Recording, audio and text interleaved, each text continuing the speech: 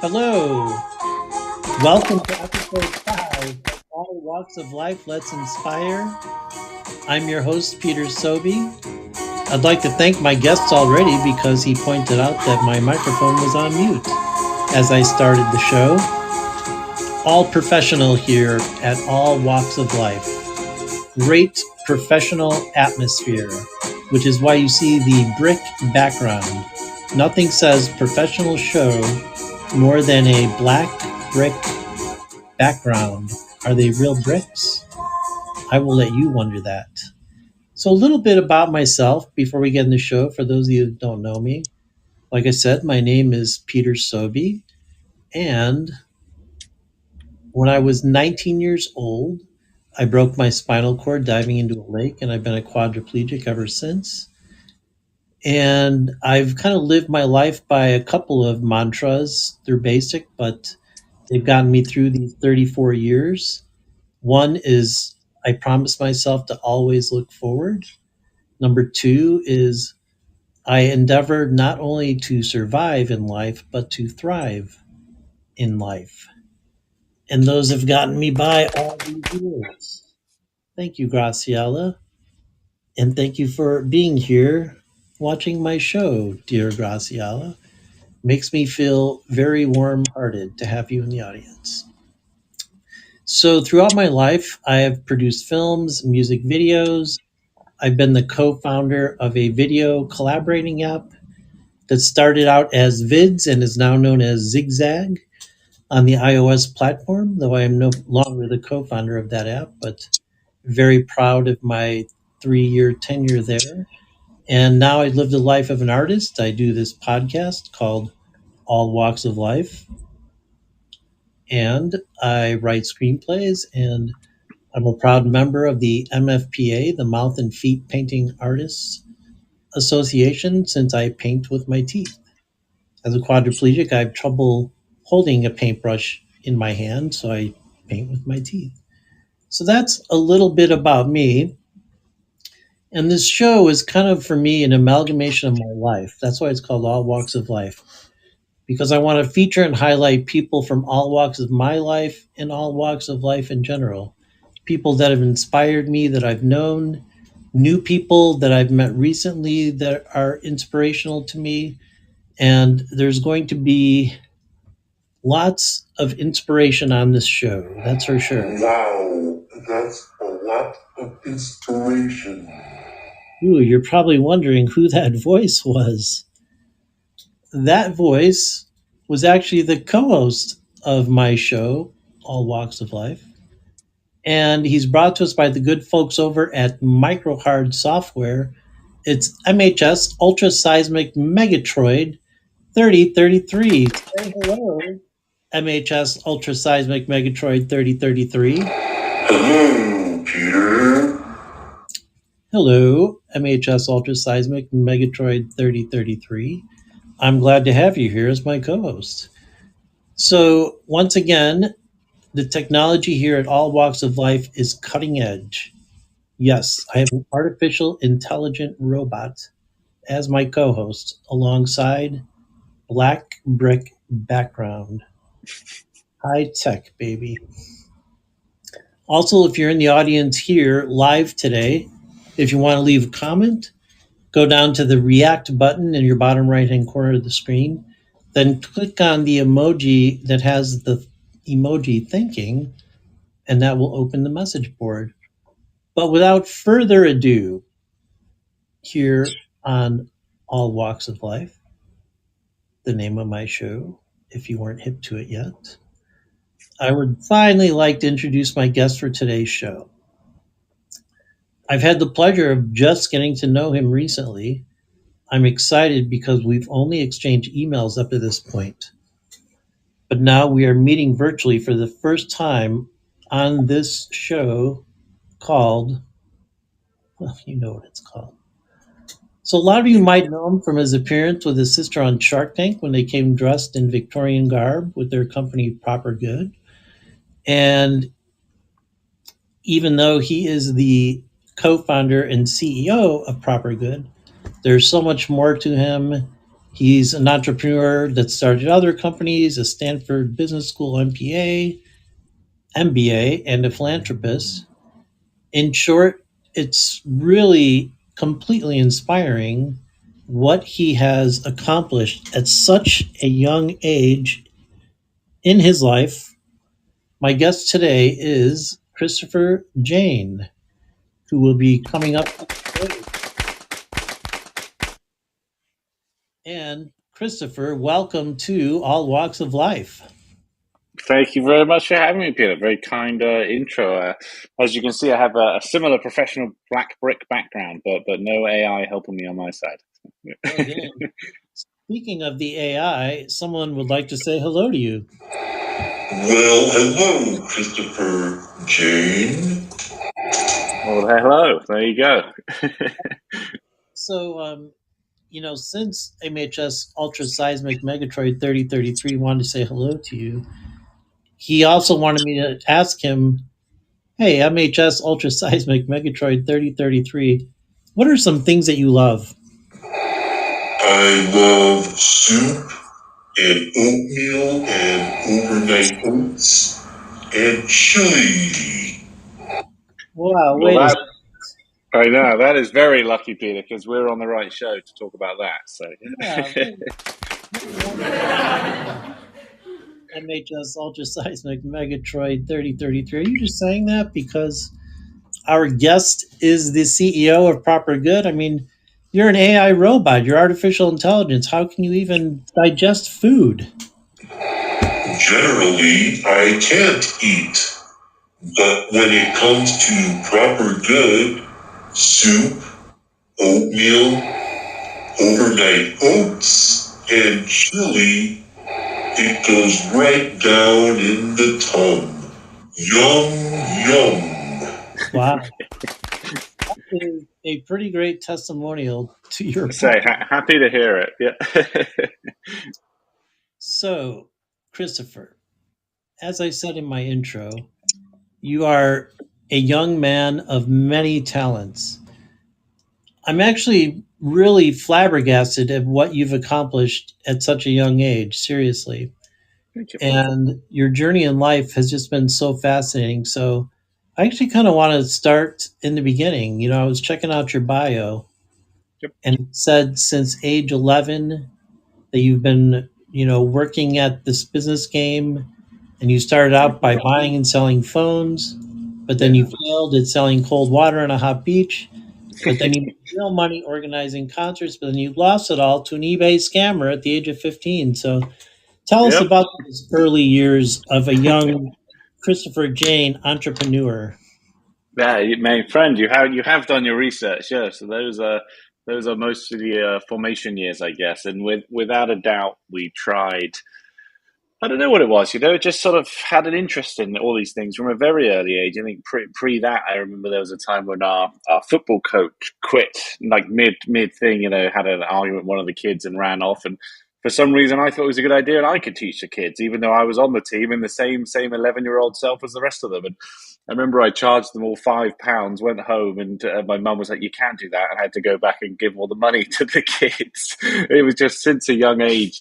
Don't know. I just like the idea of creating things and things that want people buy and things that people will pay for, and then we can make them and make them better, and just always enjoyed things like that. But a couple of ones you're referring to, yeah, very young. It must have been 11, 12, something like that. We bought water from a distributor and stocked it up in the back of mum's car and with ice, and tried to walk around on the beach because in England, you get a few hot days, but there's no places to buy anything on the beach. It's literally just the beach. So I'm walking up and down there with a little hat on, and I think we sold quite literally 0 bottles of water, and I couldn't fathom it. Right, I was like, what, £1 or $1 for a bottle of ice cold water on a hot beach? And I think it was probably because we looked incredibly unprofessional at 11 years old or something, walking down the beach. But anyway, those sorts of things happened, and then eventually saved up some money, but not much, in the hundreds of dollars type range as a child.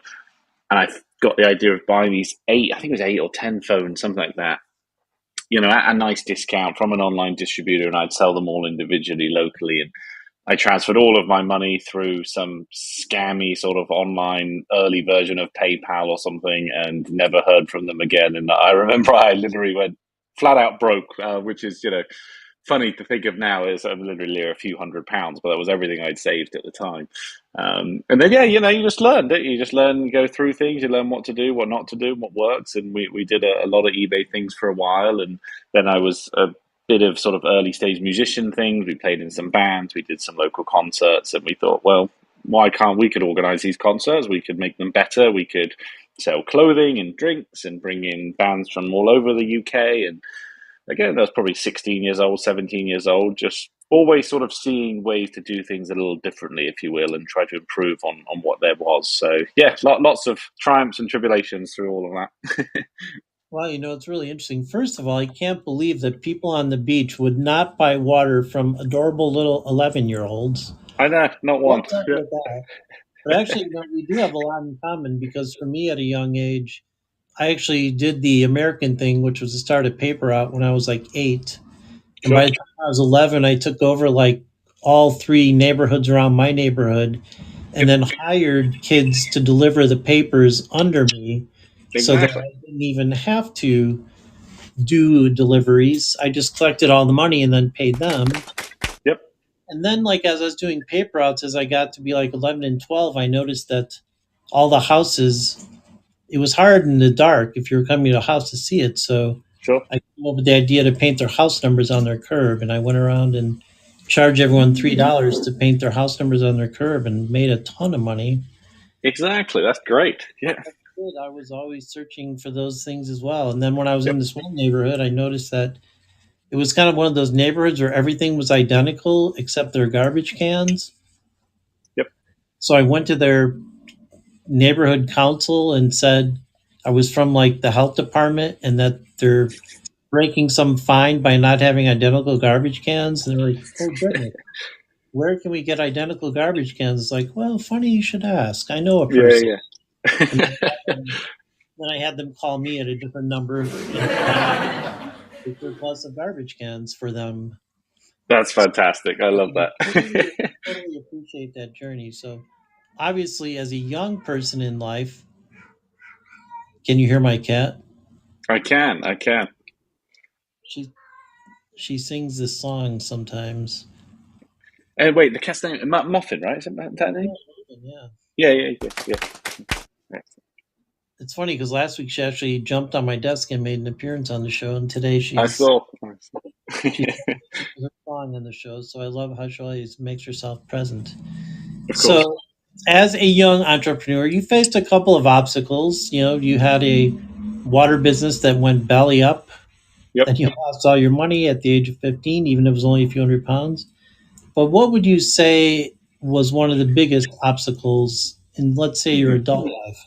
And how did you overcome that? It's interesting. I think if we stick to the if we split business and personal, if we stick to the business theme for a minute, I think it's interesting. In most things with entrepreneurship, they sound a bit silly to begin with, right? For example, at Stanford, everyone I know is going off to these high-paying jobs and these high-paying firms, and I'm there. I think I'm going to start a soup company, and everyone looks at you like that. That's the silliest idea they've ever heard in their life. And so it's just, especially when ideas are so new, at one point, all the big companies we know now are just one single idea. And it's a lot easier to travel a path that obviously you just go through the motions. You climb the ladder, you take your salary, you go through that. And there's obviously nothing wrong with that. But I think I've never had what I would deem a traditional job ever. It's always been sort of self-driven things. Many of them failed, some of them sort of average, and now Proper Goods going very well. But every single one of those has been met with doubt from day one, right? Instantly. I remember when I moved to America, all my friends, why are you moving to America?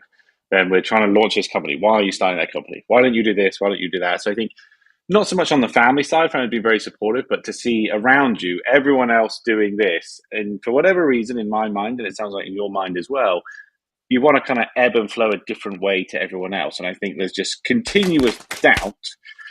And then that's coupled with how long it takes to actually do anything. If we sit here today and we come up with an idea, it could be 6 months, could be a year, could be 2, 3 years before we really have anything to show for that.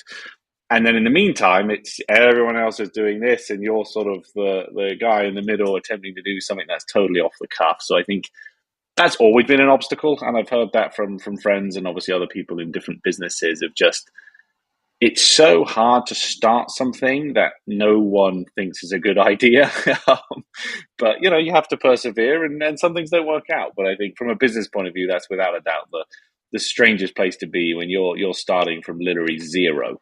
Uh, And Christopher Jane, here yep. on this show, All Walks of Life, I do like the audience to get to know you a little personally too. Yeah. Is there a certain personal obstacle that stood out to you in your Yeah. life?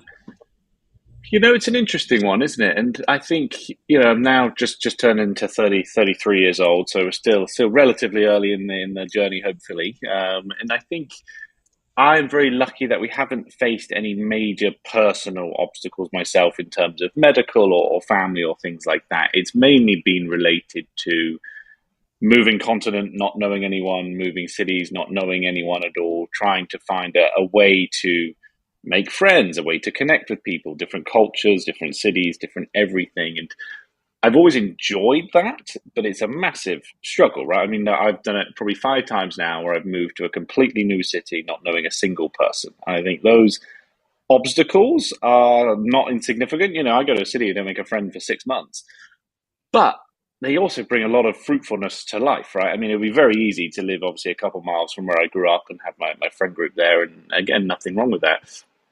But I guess those obstacles have always been interesting to me. But again, not real big personal obstacles from in a different sense to what maybe you're referring to. But that's what I got there. But when you first came to America, your landing spot was Montana, right? Yeah, Bozeman. Yeah, Bozeman, Montana. From the center of London to Bozeman, Montana, which was a weird one. So. Yeah, like to me, like that's a huge obstacle, man. It's like because Montana to me is like almost the very least of typical Hmm. America. And Yes. not only that, but it's like, without getting into politics or anything, it's a very red Hmm. state. So there, in my humble opinion, Yep. there's a lot of people there that are not very open minded.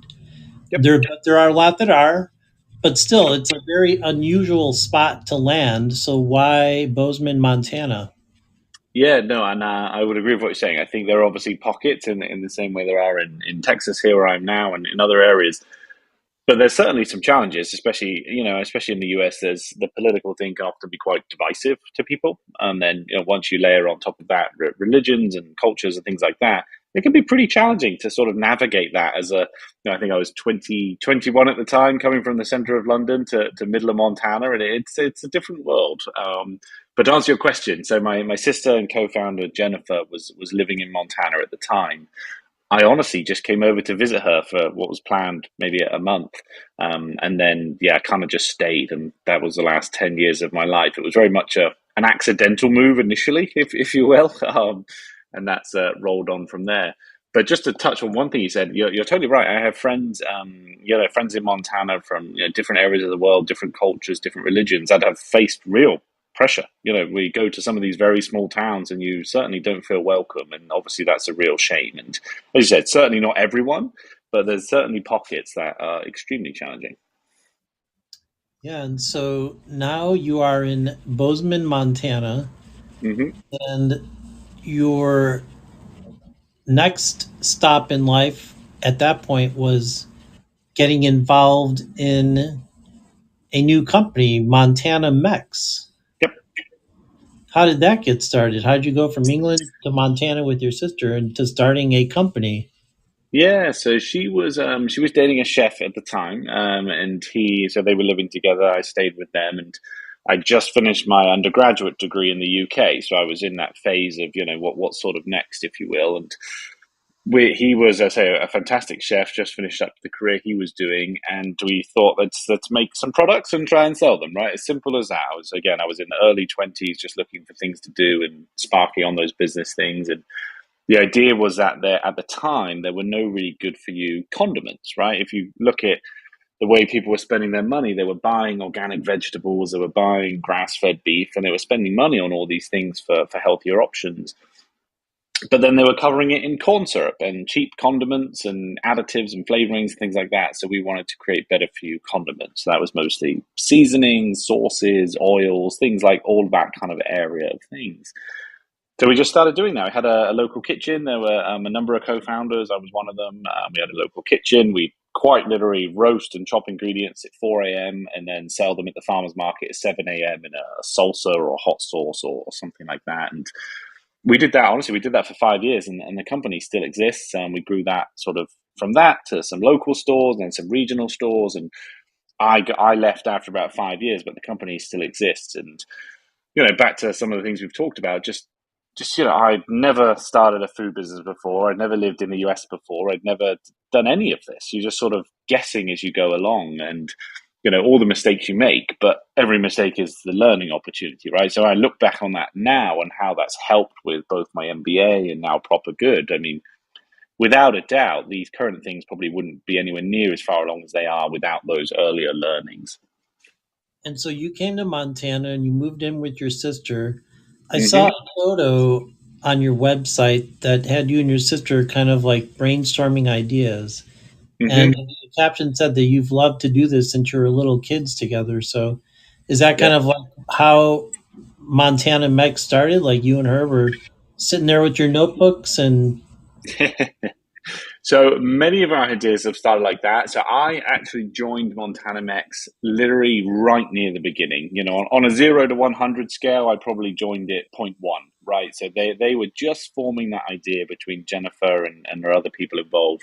And then I sort of joined in there. So I was a co-founder because we essentially launched the business together, but that particular one wasn't a Jennifer and I brainstorming session, although there have been plenty of those, I can assure you. do you remember any of the early ones from your childhood with her?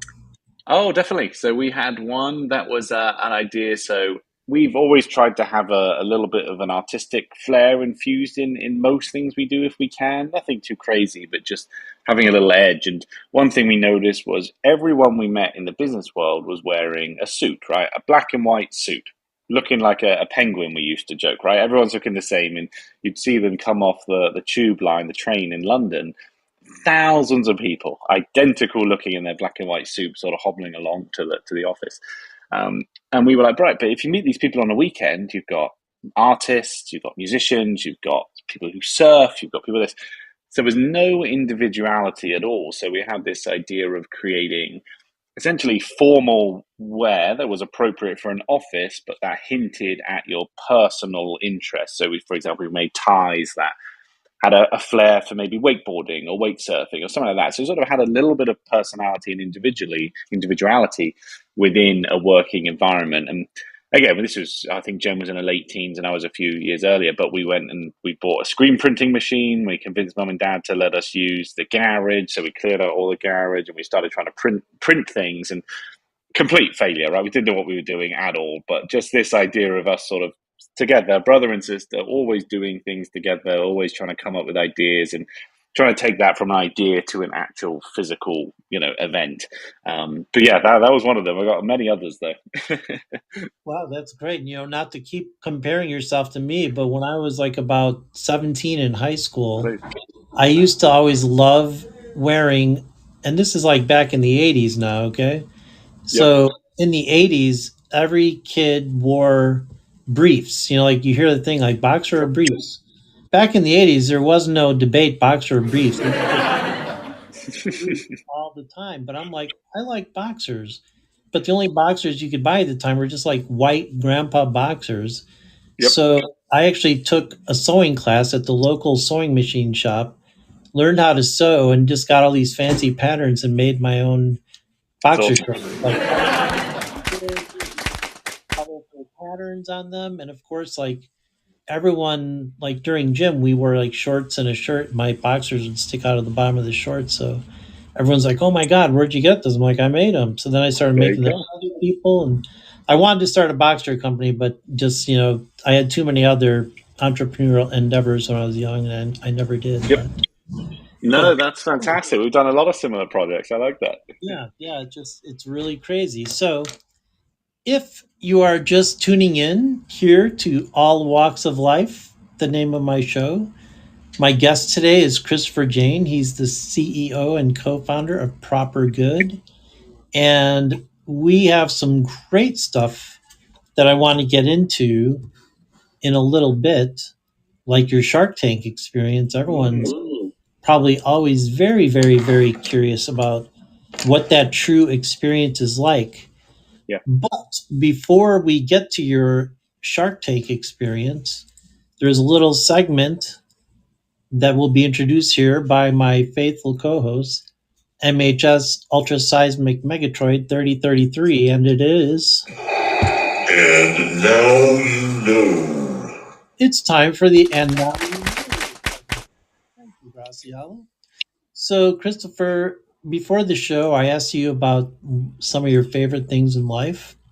Hmm. And you mentioned food in connection with family, creating things, not only in work, but all walks of life were your exact Hmm. words.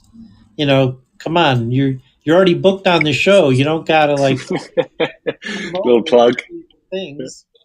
And being in nature, and being that you've been in England, Montana, and Austin, you've had lots of Hmm. opportunity for that. You love learning in any form because you feel like being a beginner is the best feeling. And kittens because you foster them. And I Yep. do want to get into those things, which we will.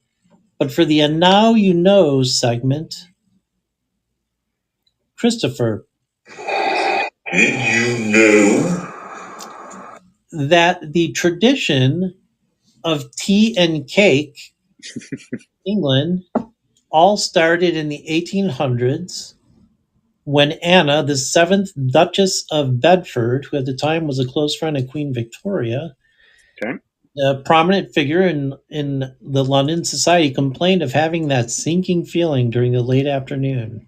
Mm. So she wanted something small to satisfy her hunger, but nothing too large so that she could be hungry at dinner time. And from this, the afternoon tea and cake ritual was born. Did you know that, Christopher? I absolutely did not know that. No, you have educated me, and I will be asking my mother if she knew that after the show. So. Well, And now you know. Indeed. hey, Christopher, Did you know? that soup, it's believed the first preparation of soup was prepared around 20,000 BC. And it's assumed that the early people started cooking broths as soon as they discovered making Hmm. mud vessels and clay pots. Some of them would also dig holes and use animal pelts to cook their broth and keep it from sinking into the earth. And some historical documents state that soups became a regular part of the menu in many civilizations from 6000 BC onwards. And it's derived from the Latin word supa, which refers to bread soaked in broth. Did you know that, Christopher? I did not know that either. Although I have some fun soup facts of my own, I guess. And I do. I'm just trying to think. No, I didn't know that. That's interesting. I've done a lot of research on soup, but mostly on the modern versions, right? There, who were the first companies to create it, and how did the first things sort of make it good? But I think one thing you said was interesting, that it's so old that and so early in many cultures, it's a product that actually connects everyone, right? There was virtually a soup in every cuisine in the world, as far as I'm aware, from very interesting soups all over the world, and it's one of those things that's really easy, as you start to think of, a lot of people have never tried X or tried Y, but everyone virtually has tried a soup, right, of some form or another, or broth, as you said, or similar. And that's really cool, especially for a company like ours as well. It's like you can go with local cultures, we can do like American flavors, or go as far out as we could possibly think of. And there are millions of soup recipes going back literally thousands of years, as you said. So it's an interesting food like that. There aren't many food that have that sort of history. Yeah, and that's why, I mean, I'm not just saying it because you're soup, but that's the reason I met you in the first place, because I love soup. Right. Right. When I discovered your company on Shark Tank and then subsequently went to your website, I was like, I'm in heaven, and I think I got it from my mom. She always said that her favorite meal is a bowl of soup with a piece of French bread and butter. And Yep. that Oh, kind lovely. of my favorite meal too. Agreed. So, one last thing, Christopher, Did you know? that fostering kittens dates back in America to 1869 when Carolyn Earl White and a group of women activists established the first animal shelter in Pennsylvania, right outside of Philadelphia. And now they started with horses because at the time, horses were a main source of transportation. But then Hmm. they saw there was a need to help lost and homeless cats and dogs. So they started sheltering homeless cats and dogs and fostering them out. And now, coming up to today, 67% of American households have pets, and the pet products industry, for the first time ever, has surpassed $100 billion in revenue. Wow. So now I'm thinking that you and Jane need to get your notebooks for your next company. Yep. Proper pets. Exactly. Yeah, Exactly. Yeah. wow. I see it all over. So, Christopher, Did you know these things? I Maybe did not. I've had a true education there. I had no idea on the history of fostering. That's very interesting. Fostering is one of my favorite things with the kittens, and yeah, I didn't know the history. That's great. Thank you. yes. And Christopher, and now you know. and that was the Now You Indeed. Know segment. Thank you, MHS Ultra Seismic Megatroid 3033, for bringing us in and out segment. And I also would like to tell people in the audience, if you're just tuning in or if you're even watching this on a replay, if you look in the fortune cookie there in the middle of the site, we have the website www.eatpropergood.com. And also, you could reach out to Christopher at his Instagram at Chris of the Jane. So, Christopher, now let's circle back to your journey. And you're in Montana, you started this company, and then you're like, you know what I need to do? I need to get my MBA at Stanford. Yep. So how did you decide that was the next evolution in your journey? Yeah, it's an interesting question. I'm not honestly sure I have a fully formed answer in my own mind, but I think you get to the stage of, as you know, from starting your own projects, you're always doing, right? Literally, I mean, we worked. I can't even explain how we squeezed every hour of every day, right? We were working continuously. But then suddenly years have passed, and you have to have that honest assessment of, are we where we thought we'd be? Is it the right thing to carry on with? And you have that the business side, obviously you can analyze that, but then the personal side, if you have a bit of that kind of sunk cost fallacy of how much time we've already put in, and that kind of thing. And I basically got to a stage where I felt we were just doing right all day, every day, just knocking off the list, go, go, go, go, go, and not a lot of time is then in left for that to actually think and strategize and have an actual opinion that isn't just sort of going all the time. So the idea, at least my goal for the MBA, was not to go there to sort of rediscover a new thing I wanted to do, but really just to take a bit of time, just to reset and actually meet other people of similar age or a similar background and see what they're doing and what they've done, and take time to just meet professors and take time to explore and do different internships and things like that. It was really, for me, was a time I saw as a reset opportunity. Because I felt, just otherwise another 10 years could easily go past, and that might not have been the right choice. So, yeah, very fortunate, to be able to go to Stanford. Obviously, that was incredibly lucky to get in there, and that was honestly one of the best decisions I made to put in that application and just sort of go down that path. Wow, that is amazing because Stanford MBA is not an easy program to get into at all. Correct. I still think there was a clerical error to let me in, to be honest, but we'll take it. So yeah. Your sophomore year at Stanford is when Proper Good was born, correct? Correct. Yeah. So the quick story there is, as I said, I did what everyone else did, right? You take your time, you take your reset kind of thing. But I really discovered, honestly, I loved what we were already doing. I loved building a business. I loved natural foods, especially better for you foods. I felt there was a lot of opportunity to create better quality items in the US. And I loved the whole process of obviously working with my sister. And suddenly it was like, I actually loved what we were doing, but I felt we built quite a difficult business, right? It was a smaller business, very a complex business. So it wasn't that I didn't want to be in that industry. It was that I loved all of that. We had just done it bit more complex than probably needed to be. So I really kind of took that learning of, look, I'm not going to go and work for one of the bigger firms or one of the big banks or anything like that. I'm going to go back into the industry that I love, an industry I know very well, and just try to do something new, but in a much more intentional way from day one. So that was the key decision for me, and that was really, I mean, it's a 2 year program. I was probably only 8, 9 months into the program when that was the decision.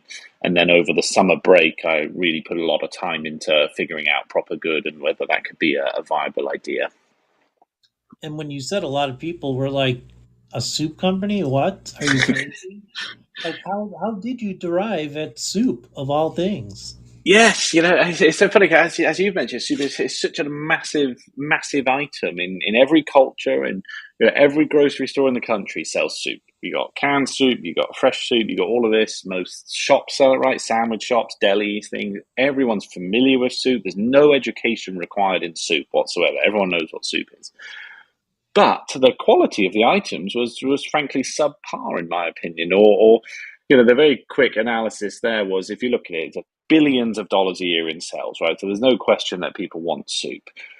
But at one end of the market, you've got a lot of the canned goods, which haven't really changed a lot in quite literally 100 years, right? The long ingredients list, lots of sodium, things like that. And at the other end, you had really great products that were frozen and refrigerated delivery, but they're $10 to $15 a serving, and it was like, the normal people who can't afford that. It's not appropriate in a family budget. So it's like, well, in the middle, I think there's an opportunity, sort of, call it that $5, $6 price point, if you will. Can we make better quality soups? Let's take everything people are familiar with in the canned aisle and let's make it better. Let's make it plant-based, low sodium, zero added sugar, things like that. And crucially, shelf stable, right? So no fridge is needed. So you get the benefits of a can without using a can. With technology, we can do that these days. And that is honestly the sweet spot, right? We have a lot of teachers, nurses, students, people that are taking food to work, they keep it in their backpack. It's just easy. Flight attendants, pilots, anyone that's on the go that wants a quick and easy meal for $5, $6 that hits either a lifestyle goal or a medical goal or a nutrition goal.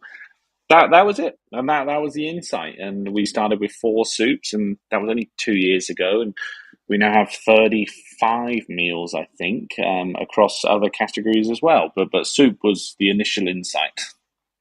Yeah, and I love that you've expanded to like Indian food, Yep. chili, oatmeal, overnight oats. And also you're talking about all those people that take it on the go. Yep. What really turned me on about the company, besides being a soup lover, and Hmm. I was raised on cans of Campbell soup, Sure. but for me, yeah, there was like nothing out there that wasn't like $15 that Yep. was really good soup. And so when I discovered you guys, I'm like, oh my God, this soup is incredible. It's affordable. I always thought that like shelf life was like a huge obstacle, but it sounds like it wasn't to figure out how to make it stable, shelf stable. Yeah, it's really interesting. Honestly, we take a lot of time on that alone, so I'll keep it brief. But if anyone's interested, you should watch the documentary series on Hulu of the food that built America. Great series. I think there's 10 episodes, and one of them is on soup. So they go back of how they discovered you could can soup and get the shelf stability, and it's really interesting. Um, and essentially, what you do is you fill the can with the ingredients, and then you heat the can at a very high temperature for a very long time. Now that cooks everything inside and it sterilizes it. So that's why that can will last a decade. Hence the kind of bunker end of the world type food. But the problem is heating it that much, you lose color, flavor, aroma. So then you add in a lot of sodium, a lot of other things to sort of make it palatable. But with modern technology, with like our pouch, for example, that we have, in fact, I have one here. So the pouch technology is so flexible and lightweight. You can cook it for less time. You can cook it more gently. You can cook it all those things and still get, say, a 1 year shelf life. It doesn't need to last 10 years. You can get a 1 year shelf life. Don't add any extra preservatives. The ingredients list are short, but you still have the shelf stability, the safety, the FDA and USDA approval, and things like that. So we're really in a sweet spot of, it doesn't need to last 10 years, and we don't want to add a ton of extra additives that you wouldn't add if you were making it at home. And we kind of land in that middle ground of what we've created. So, yeah, it's really a function of modern technology with a kind of decision on it doesn't need to last X amount of time, or it doesn't need to do that, and kind of building for that use case. And you've already sold Graciela in our audience. She says, "Take my money." There we go. There we go. Excellent. Already Excellent. gained at least one new customer from this show. Brilliant. Brilliant. Just goes to show you, not only is all walks of life on the cutting edge of technology with the black brick background, the AI intelligent robot, MHS Ultra Seismic Megatroid 3033, but we are also an audience generator. Amazing. So All in thank one. you, Graciela, for adding to the high tech atmosphere of all walks of life. And welcome to the show down there, Paul, as well. Good to see you here, Paul. So and one thing I was going to say too, you mentioned like all the people that want it on the go. Mhm. But another thing that attracted me to the soup is I'm a high level quadriplegic, and getting cans open is like, Hmm. I can't do it.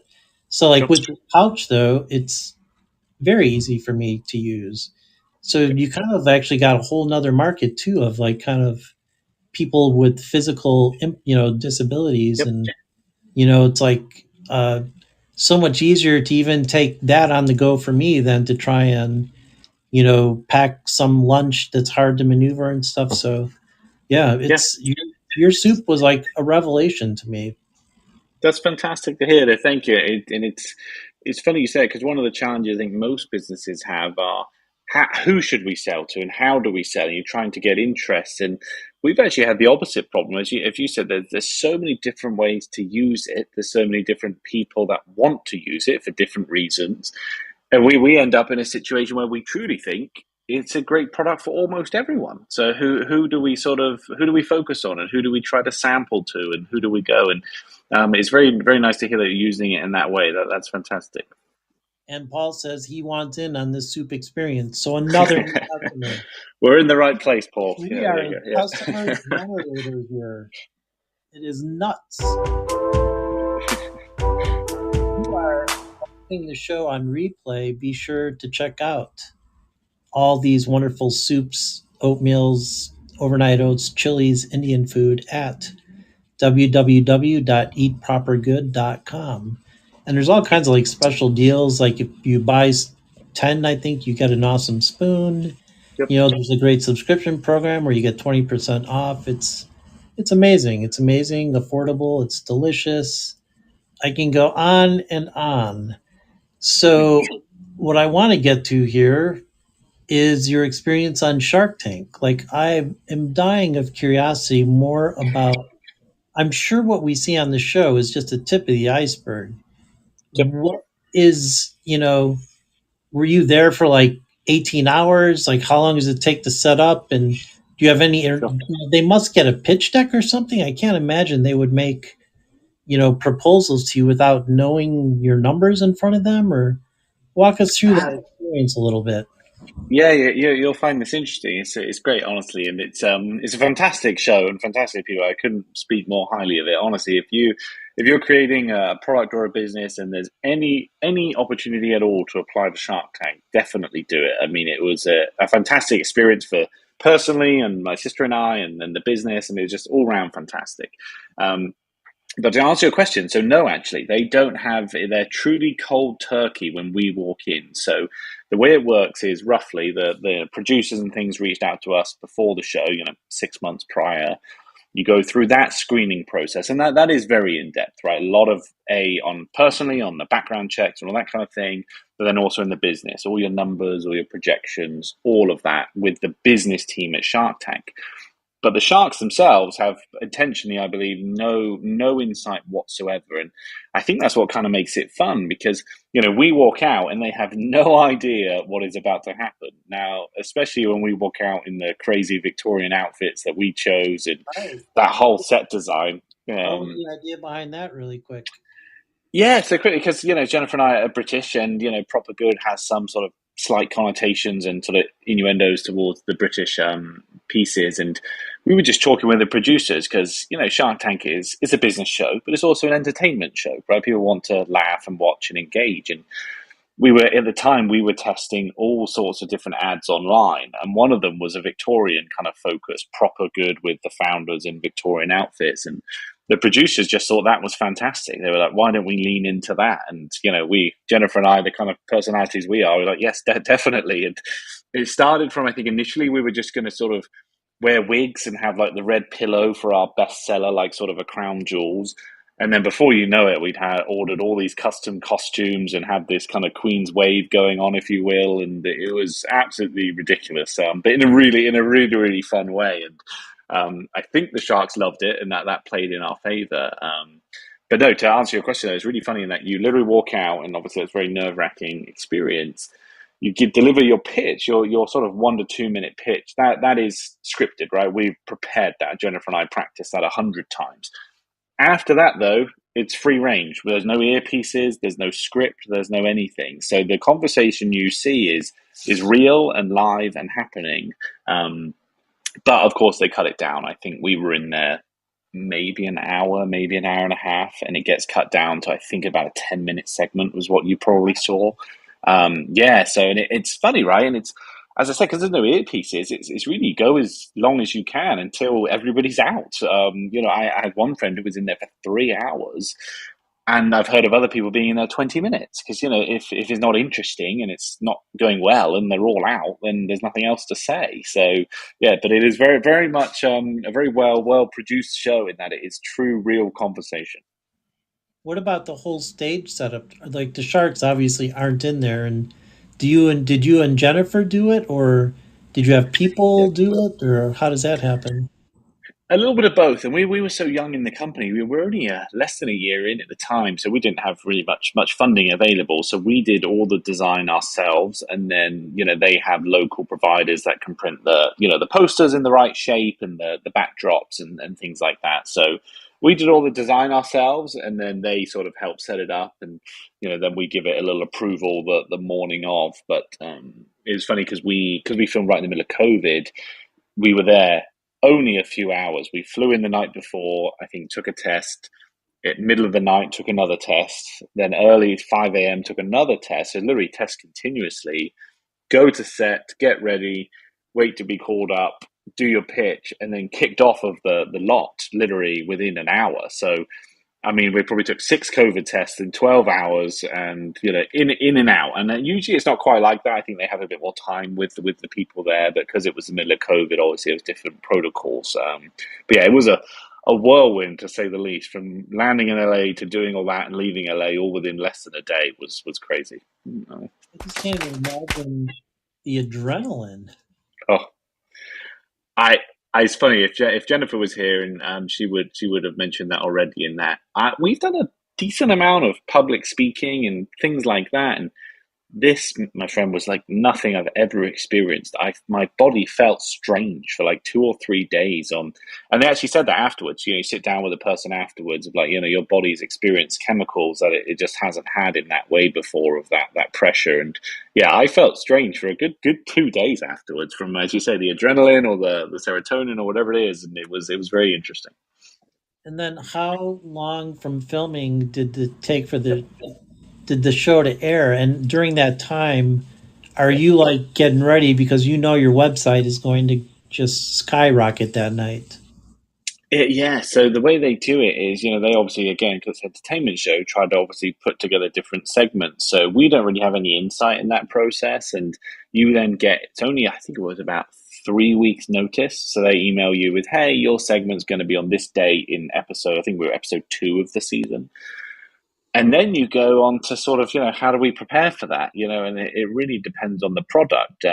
Obviously, if you've got a local food truck, being on Shark Tank might not actually be that helpful because your viewers are all across the country and you can only service them locally. Or if you're a very specific product that's a very niche product, you might not have a big audience. But for us, we thought, $5 to $6 meals that are really suitable for everyone. This could potentially be mass appeal. So we just did our absolute best to prepare the team and the warehouse and the website and to see what would happen. And thankfully, it was a true inflection point for the business. An insane amount of visitors to the website, which became initial customers, and then obviously hopefully repeat customers and community like you and I now have, and just a really game changing moment for in a lot of different ways. Amazing. So, for those of you just tuning in, or if you're watching the replay, you're watching All Walks of Life. My guest is Christopher Jane. He's the co founder and CEO of Proper Good. If you've been listening, you've learned a lot about him. But in our final moments of the show here, I'd like to just do a little bit more on a personal level. You spoke of in your bio like how inspiring your parents were to you because they were very creatively nurturing. Yep. Tell us a little bit about that. It sounds like they're a great source of inspiration for you. Definitely, I would say, and I think it probably took us a while to actually realize that. And I think it was more in the way they went about upbringing than any specific sort of moment in time, if you will. And two sides of it. So the Jennifer and I, my sister and co-founder of multiple businesses now, we've basically been friends as long as we can remember, frankly. And it started right from early days. I remember, so she's 5 years older than me. And, when I was going to be born, she hated the idea of a brother, right? She didn't want a brother. This was not something she liked. And my parents, when I was born, had a little pair of shoes that was a signed note from me as a gift to her. And, she thought I'd somehow given those to her as a 5-year-old. And instantly flipped her mind into now loving me as a brother on day one. And then through our whole lives, little tricks like that. I remember as teenagers, if we wanted to earn money to do, say I wanted to go to the cinema with my friends, I'd have to do chores to earn money. But if Jennifer and I went together, parents would pay for it. So we ended up doing a lot of things together just because we didn't want to do the chores to earn the money. So we just had all these little tricks throughout life, sort of making us bond and be friends and do things together. And that was obviously, frankly, more impactful than anything else, probably. But outside of that, I remember my father was made redundant twice, and then he just decided to start his own firm. He was a design engineer, so just essentially working from home, not a big firm or anything. And my mum was a stay-at-home mum, looking after our kids, and did other things like babysitting and things for as well. But those just sort of that kind of teaching of, you know what, you can do it yourself, right? And then once they earned money through dad's business, mum became a project manager for they did home building. So they'd buy a plot of land, build a home. And I remember going there to see like a field of grass. And then suddenly there's foundations, and then suddenly there's framing, and then there's a roof. And just again, that process of nothing to idea to finished product, that's just been infused in everything throughout my life. But again, it was never a teaching. It was never sort of sat down and said, Chris, this is a way to do things. It was just sort of being involved in seeing my dad do his own thing, and then mum manage a housing project, and we all just didn't really rely on anyone else. And I think that was a key sort of teaching for us. And I love that you grew up with this family tradition of swimming in the English Channel on Christmas Day in the cold water. And it looks like you translated that to Montana by snowboarding in Santa outfits on Christmas Day. So what's the Austin Christmas Day tradition? Hopefully, it will be some sort of wake surfing or wakeboarding, potentially in a Santa outfit. So stay tuned for that. This will be the first year we might be able to do that. But you're correct. The UK winter is, the water is ice cold. So every year we just run in for 45 seconds. But it gives you a good feeling, and that was always a fun thing to do on Christmas growing up. Yeah. It's such a fun subliminal lesson for kids too. I think that's kind of like, you can tackle anything. Sure, We're going to sure. run into this freezing cold water, and it's going to be fun and we're going to love it. And you think, I love tackling things that are Yep. unknown in your little mind that then grows into, your adult self. Like, oh, I could tackle anything. So I love that your parents did that with you. Yes. Yes. I fully agree. Fully agree. And on a final note, you know, Christopher, I've had the pleasure of knowing you just through emails for, Yeah. I don't know, now a couple of months maybe or something like Yep. that. And I had, when I reached out to you too, like, I was hoping you didn't think I was a freak because basically I think I sent you an email out of nowhere saying, I've Yep. got all these ideas for, marketing proper good, and I think I listed like two or three of them or something. And, Hmm. and I think that a lot of people might have like, just trash, but you got right back to me and you're like, you know what, this one idea is actually really good. Like I had Yep. told you that a friend of mine who's a mouth painter did a campaign for Life Water where she mouth painted a design on their label, and that'd be cool to do with proper good. Yep. And I love that you jumped on that. And since then we've been brainstorming me mouth painting a proper good soup label. Yep. Yep. And honestly, I obviously as we've grown, it's been harder and harder to respond to individual customers, but it's just great. I try to read as absolutely as many as I can, and honestly, that's the whole point, isn't it? I mean, you only get the one life, and it was the emails like yours, and we've had a few similar emails just from people that have truly connected with the products, enjoyed the brand, and it's hopefully made their lives a little better in whatever way that means. And I mean, how can we not respond? That's just fantastic. That's much better than sales or Shark Tank or anything like that. Seeing like real stories from people that actually like what we're doing. I mean, that's the most motivating thing that exists. So no, I'm very happy you emailed out, and yeah, I'm very excited to get some art going very soon. And also, I think it was amazing because this is yet another side of you. I mean, we haven't gotten you're an adventure lover, a nature lover. You've done triathlons, you name Yep, it. But one other aspect as well that I at least just want to touch base on sure. is that also for such a young person and entrepreneur, you're also a great philanthropist because when you first got back to me about doing this, Hmm. you definitely wanted a charity to be tied in. Yep, You're going to give a proceed of sales to a charity, which I thought was amazing. yep, And you've done a lot of work with the Challenged Athletes Foundation as yep. well. And I'm sure there's probably other organizations you've worked with, but I think it's just talk a minute about why is philanthropy important to you. Yeah, I think it's again goes back to what's the point of it all, right? I mean, there's no point of building a business and just doing that just for ourselves. I mean, that it's much more interesting to connect with customers, to give back to programs, and to be clear, not in a personal financial position where philanthropy is on the table yet for myself, but from a business point of view, we've been able to do that at all the businesses we've started, right? And both small and large. I mean, at this point, for example, our last company, yeah, we donated what was it? It was I think it was 5% of sales to the Challenged Athletes Foundation, which was close to us at the time and continues to be close. That was fantastic. And, had the logo on the bottle and creating awareness there, and it's just a win-win for everyone and a nice thing to do. And then at Proper Good, we have a few things. We donate a meal for every social media post. So we scrape those every month, see how many there were, and we donate a meal for every post that there was. And obviously people like to post and people then that helps us grow as a business, but on the back end we've donated tens of thousands of meals to different organizations and so forth around the country. And then outside of that, yeah, if we're going to do a collaborative thing of yourself, and let's support something that you find interesting that I probably don't know about yet, I can learn about it, we can help our customers learn about it, we can donate money, we can donate food. It's just a no brainer, right? It doesn't even enter my mind that we wouldn't do it. Like it's such a just love the whole thing. It's business is not just money and products and sales. It's so much more than that, and I think that really touches on that. And I think that leads to the final segment introduced by MHS Ultraseismic Megatroid. What is this I hear?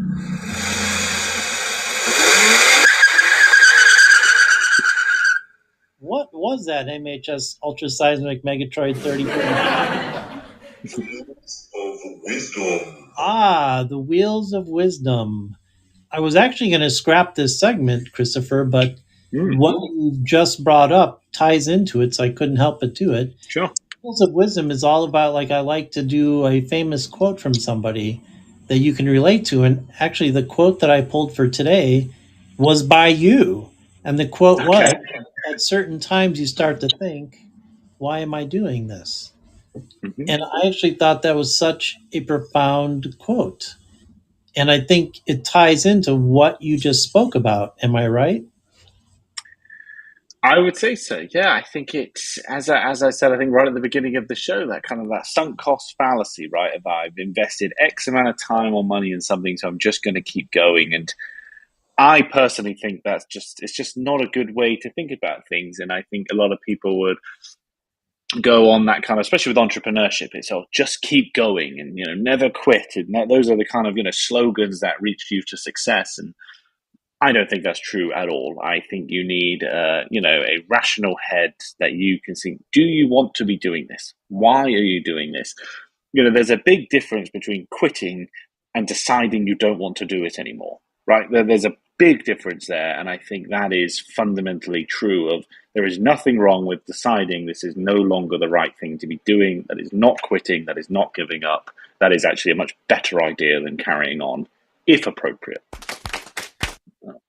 Well, that is a great way to end the show with some very good logical inspiration. I love it. Lovely. So, you have been watching All Walks of Life. I am so grateful that my guest today is Christopher Jane, CEO and co founder of Proper Good. You see in the fortune cookie, you can find Proper Good at www.eatpropergood.com. And you could find Chris on Instagram at Chris of the Jane. Christopher, thank you for being my guest and for all the wisdom, insights, and all the sharing. An absolute pleasure. Thank you. And I am now going to wrap up the show and we will say goodbye to Christopher. Thank you again, Christopher. Thank you.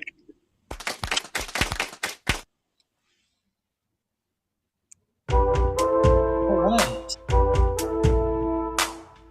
You have been watching All Walks of Life. I am your host, Peter Sobey. I come to you every Saturday at 3 p.m. PST and on most Tuesdays at 3 p.m. PST. I want to thank my guest today once again, Christopher Jane, CEO, co founder of Proper Good, and so many other things. Just an incredible, incredible human being that I'm grateful and fortunate enough to know in this lifetime now. So stay tuned next Saturday, October 1st, 2022, at 3 p.m. PST. My guest is Jessica Denson. She is an actor. She is an actress that turned democracy advocate, and she took on the big one, Donald Trump, and she won. You're going to want to listen to that show. Then Tuesday, October 4th, my guest is Chef AJ, one of the most renowned vegan chefs in all of America. And Saturday, October 8th, my guest is Kate March, who is part of MFPA, the Mouth and Feet Painters, here in the USA. So stay tuned for those shows.